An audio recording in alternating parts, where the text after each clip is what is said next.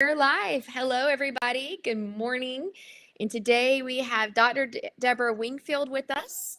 And I have linked today well, not in this link, but in the post that advertise her coming, her House of Peace publications. You can go there to find more information about her and her book.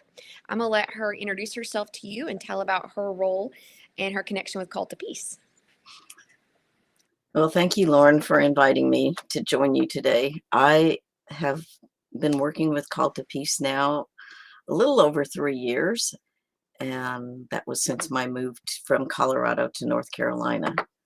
And what I have been doing with Call to Peace is actually helping advocates learn more about domestic abuse and coercive control and how to become advocates to work with women who are either in those relationships or have come out of those relationships and are now embroiled in some type of court case. And we are very grateful for her in the advocacy course. Her knowledge base of this is just amazing, and just like being able to understand the ins and outs. Any questions I have, I can always go to her and ask, even before we came on here, and be like, how's this going, or how does this work? And we are so grateful for her knowledge and expertise at Call to Peace Ministries. So we are so grateful to have her here with us today and talk a little bit more about a role of an advocate, why we need an advocate, and what they do to help women overcome the impacts of domestic violence. So our advocates at Called to Peace Ministries have been trained by Dr. Debra Wingfield and Joy Forrest in a year-long advocacy program. And even if they've gone through a year, does not mean that they are a certified advocate. It's a very, some of them may go through 2 years. So we're talking a lot of training to be prepared to walk through women. And so, I mean, I'm learning so much. It's like drinking from a fire hose. So I will definitely be taking it 2 years. So just so much training is needed to be able to work with these women as they go through domestic abuse. Can you explain to me why is this advocate needed to be able to work with women through domestic abuse? Why do you need an advocate that is this trained?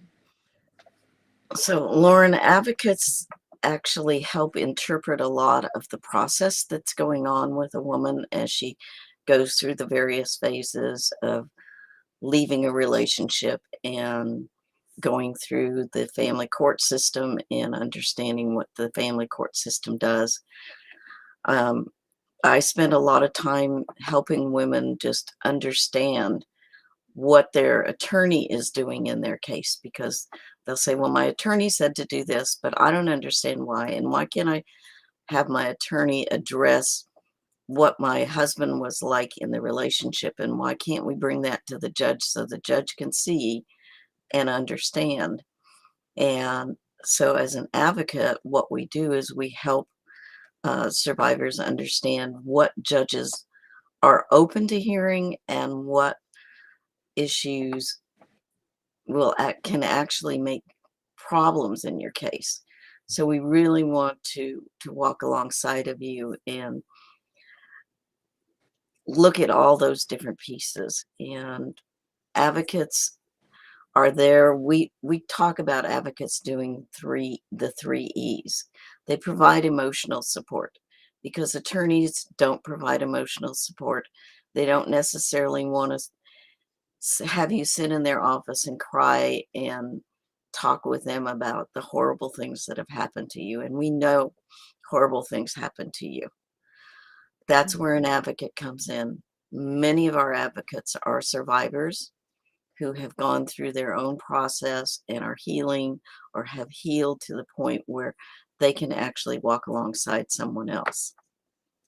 So emotional support is very important.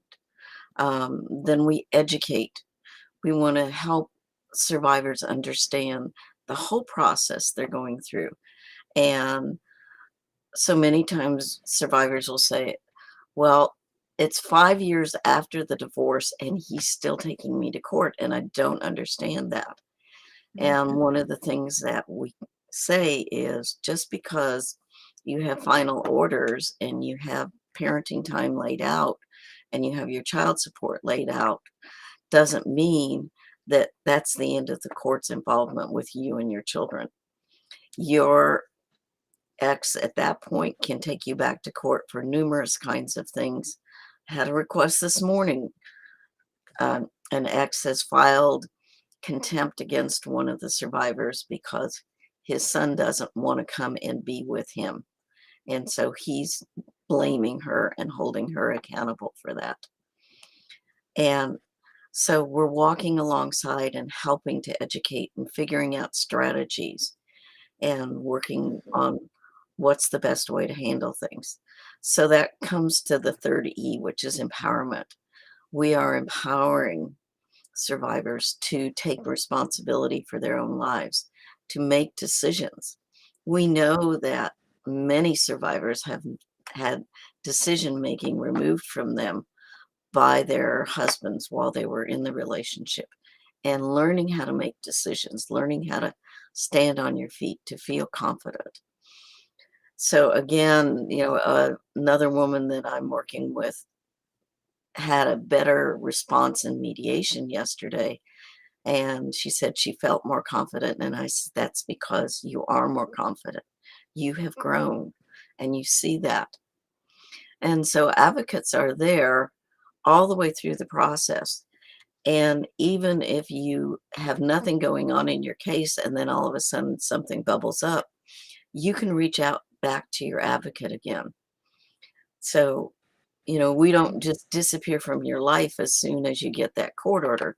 We're right there with you all the way through your process.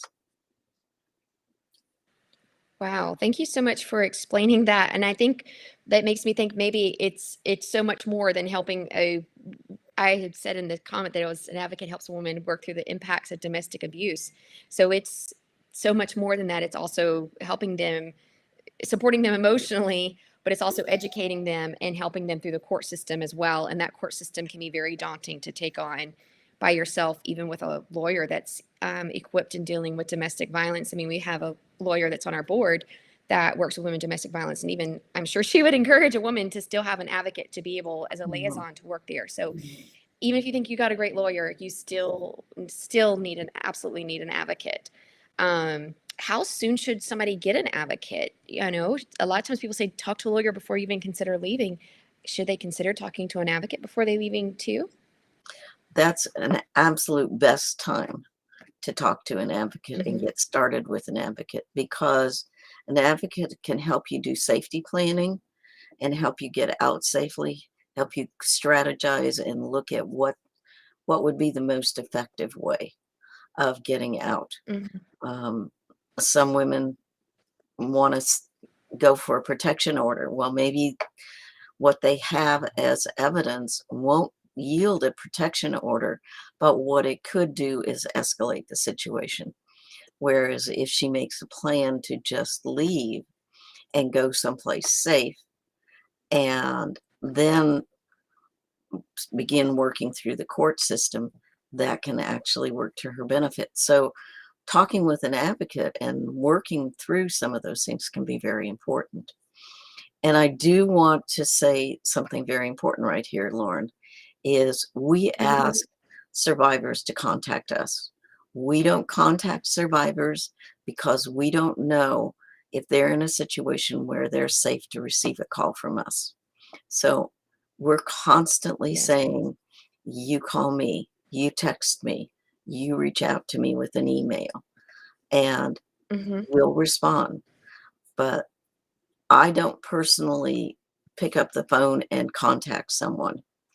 Um, they have to reach out to me. And even years later, that still holds, and that boundary keeps them safe.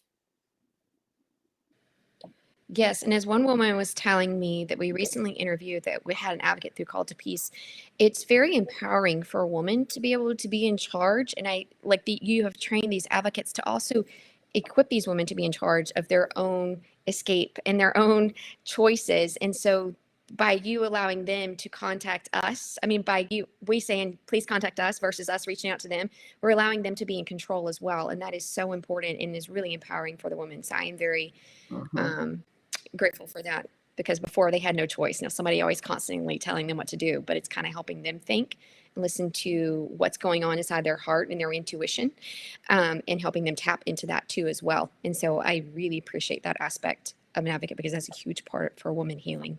is to be able to take ownership of their own lives and their own choices. Is there any further comment that you have about that? Kind of just random So thought hit me there. it it actually makes so much difference in not only the empowerment piece, but also in taking back her voice, being able to speak Hmm. for herself, being able to be in charge of her life for the first time. And we do know that as women are coming out of these relationships, um, their brains have received all kinds of distorted thinking, and they may not be seeing things clearly. They may not be looking at all of the ramifications of what they do. So we as advocates help with that by asking very key questions and exploring what the alternatives are. Because women may say, I can keep my kids safer by staying until they're grown. And we talk about that. What are the pitfalls for the children of doing that? Hmm. What are the pros for the children of doing that? So again, all of those pieces as advocates, we can come in and explore with her. Yes, and that's so important because I know, like, going through that, if somebody told me to leave or I felt forced to leave, it just further traumatizes you as somebody. So I love that, being able to evaluate all choices of what's best for you, and Mhm. knowing not be afraid to contact an advocate because they're not going to tell you immediately flee unless your life's in danger. Right. But even then, they'll help you safety plan. I think a lot of women feel afraid to reach out because they think as soon as they do, it's too late and this person's going to pressure them to leave.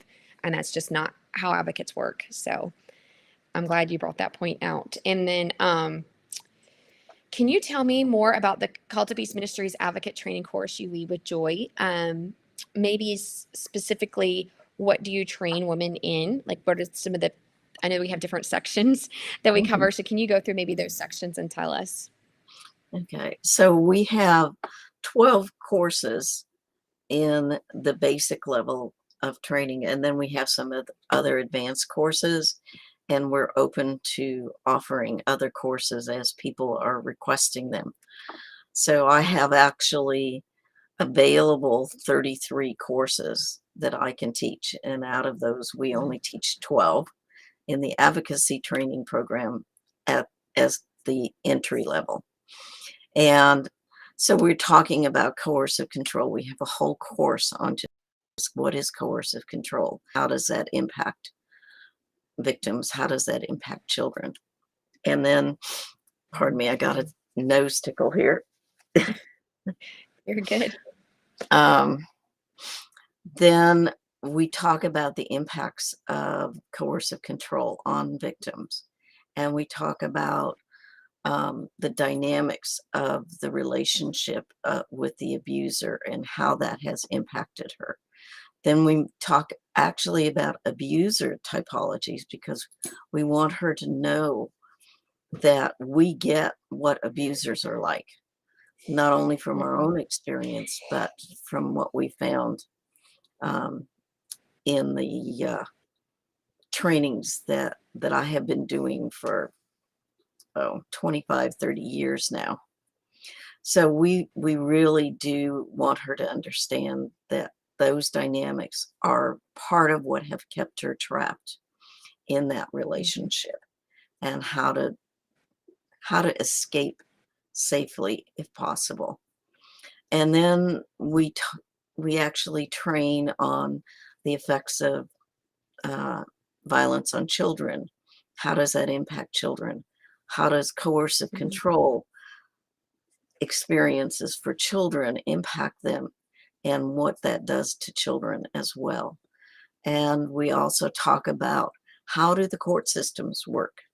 What do you need to Mhm. know to work with the court systems? We got 14 hours of training just focused on how to work with the courts, how to work with attorneys, how to work with therapists, how to find the right people to work with you. Mhm. And then we talk about the effects of child abuse on children and how to handle those kinds of things. So we have a whole broad cross section, and I don't know if you want me to put the link into the chat here, or if you want to put that in there. Oh, that would be great actually. So people can see more information. I know there's advocates watching today that would uh, definitely are probably interested in getting more training themselves and going through some of the additional courses that are offered. Okay, One of the so ones I want to take that I'm excited about is you do one about men who are in domestic abuse. And so I think that's kind of a hot topic here, but it's so important to understand that because a lot of men claim to be the victim and they're not, or they claim they experienced domestic violence and they didn't. Basically, they got reactions from their wives for their abusive behavior, and then they say that they're the victim. And so I love that you train people to specifically understand what does real domestic abuse look like with men, because it does exist, but it's understanding it's a very different dynamic for a man than a woman. So that's a great training tool there themselves. I mean, that y'all have.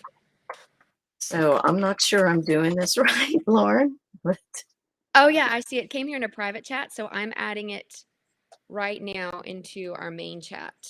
okay, good. I wasn't quite It's sure there. what I was doing. Yes, I just shared it. So Okay, y'all can check out the private chat. It is House of Peace Publications Advocacy Training. okay.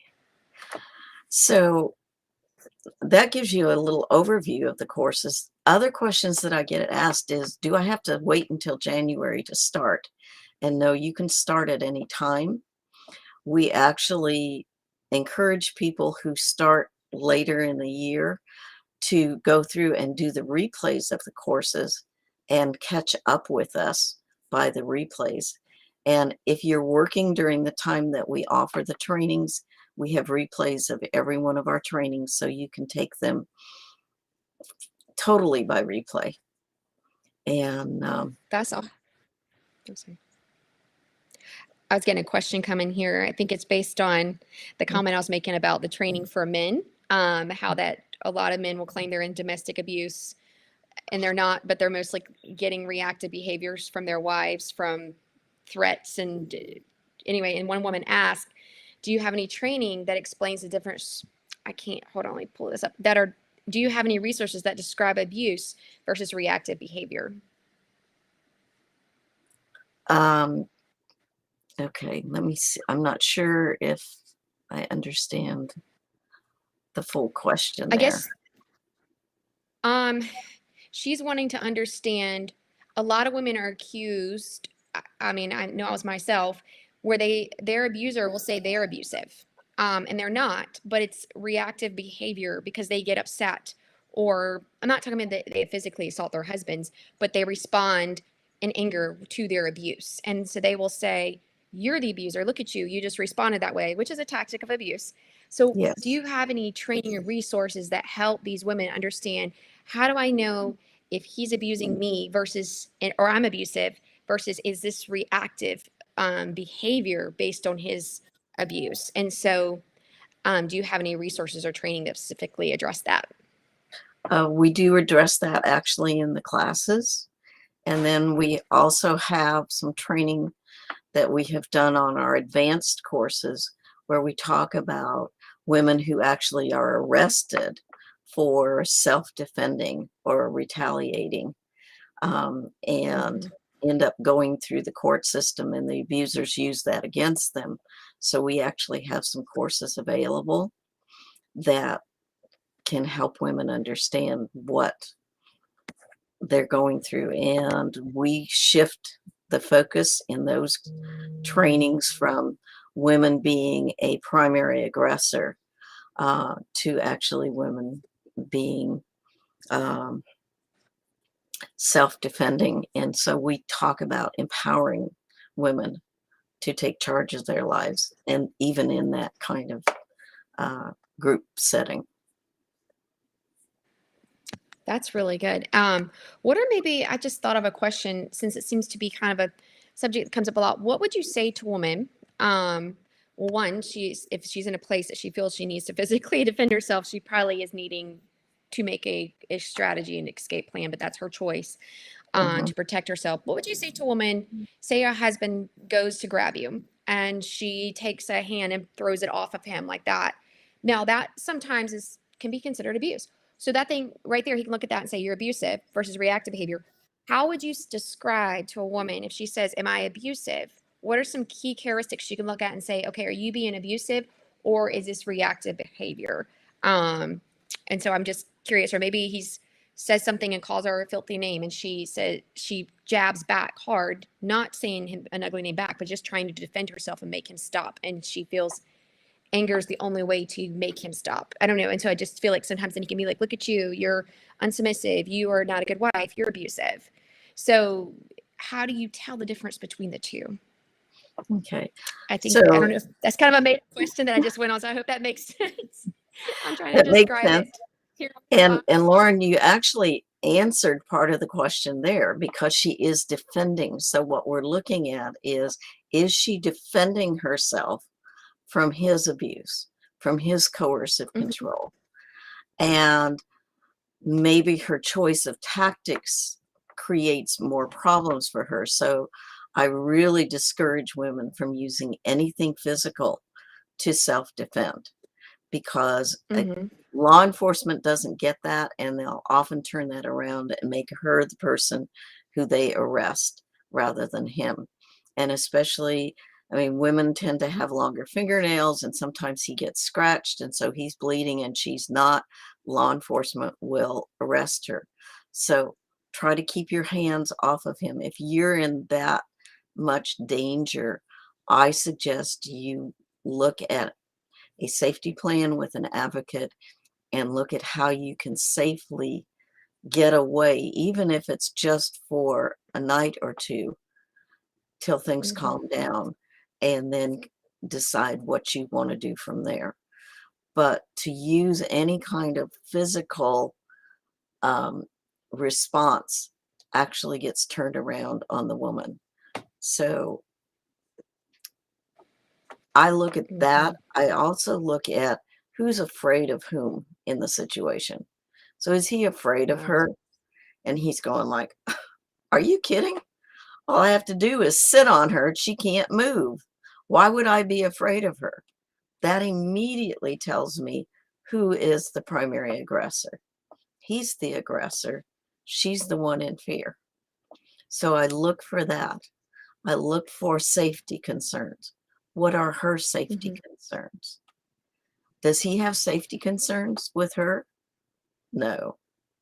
And so, again, we really want to take those things apart. We want to look at the context of what's happening. We want to look at the beliefs about credible threats that he's made against her in the past. And what is his Mm-hmm. intent by his behavior? What does he want to have happen? Yes, and one woman just commented here, and I think it's really good to point out. She said, "I observe that women are often more communicative and can get accused of verbal abuse because they use and do their words sharply in self-defense." And I totally agree with that. And I think again that would probably, I'll let you answer it, but point back to who's afraid of who and why are you making the choices you're making? You know, are you spouting out words in self-defense? Are you spouting them out to control and dominate him? And I guess that's where the key difference lies. What would you say? You're right on target there, Lauren, because women are usually better in verbal jousting because they have learned how to speak and to open up. And most of the men that I have worked with, and I want to clarify that I have worked with men in batterer intervention programs and in those groups, Mm-hmm. and the men lack verbal skills. So what they do Mm-hmm. is they use their body, they use loud cursing, you know, every other Mm-hmm. word is the F word for some of them. And Mm-hmm. they don't know how to express themselves. So what they do is they express themselves physically. And that's where a lot of women get hurt. And we have to really be very mindful that, are things escalating? The other thing that I want to say is We have a lot of women who experience coercive control without any physical violence, Mhm. and we look at their safety very carefully because we know that many of the murder-suicides by abusers are abusers who have never used physical violence until they reach that point. So just because he is not using physical violence doesn't mean you're safe. So be aware of Yes. that. Yes, I remember an advocate certainly warning a woman once, based on your everything in your marriage, you will have physical violence eventually come. It's just a matter of time, not a matter of if, but matter of when. And Mhm. a lot of times women hear that and they're like, no way. And then it happens and they don't have their escape plan together. They don't have anything together. And once it starts, it's like a snowball effect. It's every time the escalation happens, it's always accompanied by physical violence from that point. And so usually it seems. And so it's so important to start evaluating it before you get to that point and you're having to then flee with physical violence and fear. It's just, it's better to evaluate it before it gets there. Just speaking from experience. Yes. And I would agree with you, Lauren. So Hmm. yeah, we really want you to stay safe and use your resources in your community as well as your advocates. One of the Hmm. things to be aware of is if you go to a shelter is not going to say you have to get a divorce. A shelter is going to give you your choices just as we do. They're there Hmm. to provide a safe place for you to figure out what do you want to do. And none of our advocates say you have to divorce. None of the shelter workers will say you have to divorce. And they will respect your belief system. They will respect where you're coming from. Hmm. Yes, and they're also shelters are helpful in doing assessments. They can do the assessment of how the lethality of how dangerous your situation is, and just kind of present you with some facts too, which is really helpful. Mhm. And So, that's another thing that your advocate can do. Your advocate can guide you to look at some good assessments to assess your risk factors. So mhm, we teach our advocates where to find those things and how to help you with those as well. yes. Well, thank you so much for your time today. Is there anything else that you wanted to add or anything you wanted to share? Well, we could go on for hours, Lauren, but what Yes, I would I love really talking to you. so what I would encourage people to do is if you're interested in taking the advocacy courses to become an advocate, you can sign up at any time. If you're interested in learning more about the dynamics of coercive control in your relationship, if you've left your relationship and you want to just understand more, we have a lot of advocates that the first time they go through the courses, they actually are doing their own healing work and they're learning more for Mm, themselves. And then if you've gone through the courses and done all 12 courses, we let you come back in for free. And if you need a scholarship, you can reach out to us and we can talk to you about scholarships as well. yes, and it has been very, very healing to go through the advocacy program. I state this every single time. I'm 3.5 years out, almost. No, actually, I'm almost 4. Wait, over 3.5. I have found the advocacy course incredibly healing. It's also hard and difficult sometimes because there's realizations of things you have to deal with that maybe you didn't realize were abuse until you go through it and you have to process that. But it's so healing to thoroughly deal with this because it's easy to get hooked back into another relationship, any form. It doesn't even have to be a romantic relationship, other forms of Mhm. abusive relationships because of these, I feel like, open wounds and not understanding domestic abuse and what you went through are just left for them to hook themselves right into. So it's just so important to thoroughly deal with that. And I feel like even if you don't know you want to be an advocate, just take the course. It's amazing. um, yes. And everybody else here, some other people are agreeing in the comments and they're saying respecting and encouraging a woman's right to choose is empowering.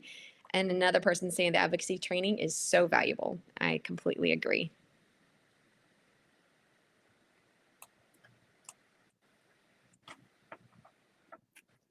So, well, thank you so much for all your time today, and I look forward to seeing you again on Tuesday. And during the advocacy training, the advocates training is every Tuesday from 11:30 to 1. Correct? To Am I thinking? 1:15 Eastern time. 1:50. Yes. So you can always go back and watch the replays or watch it over lunch on your lunch break on Tuesday. So please sign up. I'll leave the links in the comments if you want to learn more information, or if you're looking for an advocate, you can also follow. I'll leave the link as well, and you can sign up and reach out to Call to Peace Ministries, and we would be happy to connect you with an advocate that's hopefully local to your area. It doesn't have to be. They can also communicate via text, Zoom, or any other way too. So we have advocates all throughout the country. So we will be happy to assist you with that and connect you with somebody if you think you or a loved one is in a domestically abusive relationship. Thanks, Lauren. All right. Thank you. Well, everybody have a good day, and we'll be in the comments later. If you have any questions, just leave them, and I'm happy to go through them or tag Deborah in it and let her help answer them. So thank you again, Deborah, for your time, Dr. Deborah, and we look forward to having you back again soon. All Bye, right. Thank you, everybody. Lauren. Bye-bye, everyone.